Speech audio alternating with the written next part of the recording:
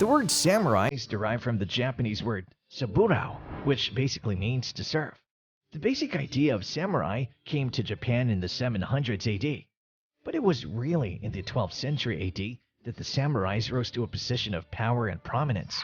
Japan was about to become a military dictatorship, and the samurais completely dominated Japan in every aspect, whether it be political, economic, or even social aspects of the Japanese society. The samurai warriors continued to keep their wealth and position not just by brutal force and military prowess, but also through their very prominent and overwhelming cultural and financial influence as well as literacy. The rise of samurai warriors in Japan. Minamoto Yoshitsune, the shogun of Japan's half-brother Minamoto Yoritomo, explained and allowed the samurai warriors to have a privileged and high status in the country.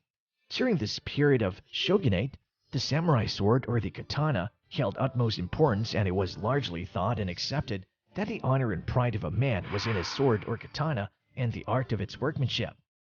After this, Japan entered an era of chaos and large-scale political unrest, and the Japanese states began fighting with each other and could no longer live in harmony.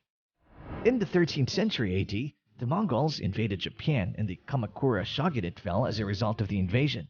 In the following next 2 centuries, Japan was constantly in a state of wars and conflict, and numerous feudal clans were fighting each other for territorial gains and other purposes.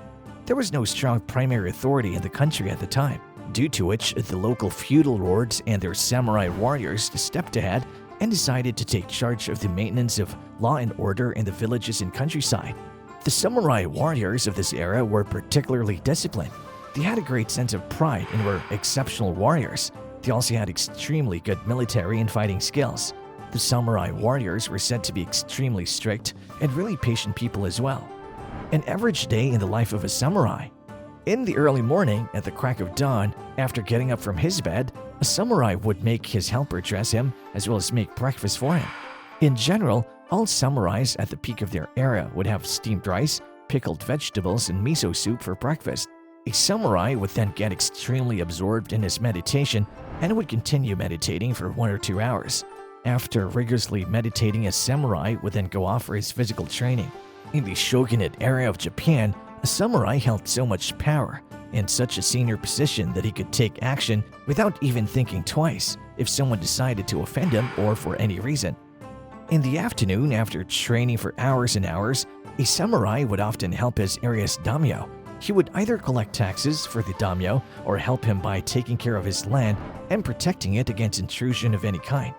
A samurai would then simply get paid in rice for his contribution. After helping the local daimyo, in the late afternoon, all samurais would practice calligraphy and writing.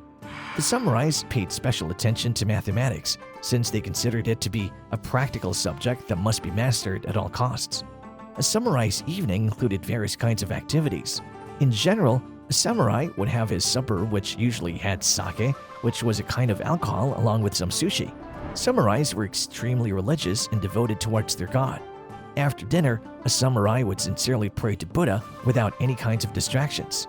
After praying at a long, exhausting day of work, a samurai would finally spend some time with his family. They would watch a local play together and spend the entire evening with their family. At night, around 9 or 10 p.m., the samurais would go to sleep. All of the samurais had to follow a special code of conduct, which was written by Yamaga Soko, who was a special military strategist and Japanese philosopher. This code of conduct has 7 special attributes a samurai must necessarily have. These 7 special virtues were respect, loyalty, courage, honor, rectitude, benevolence, as well as honesty. This special conduct was also known as the way of a samurai warrior. And that's all for today's video. We hope you found more about a samurai's life and how they would spend their days. The samurai culture is still very prevalent and respected in Japan. What do you love the most about the samurais? Do they inspire you to become more disciplined? And what part of the routine of the samurais do you think was the most tough?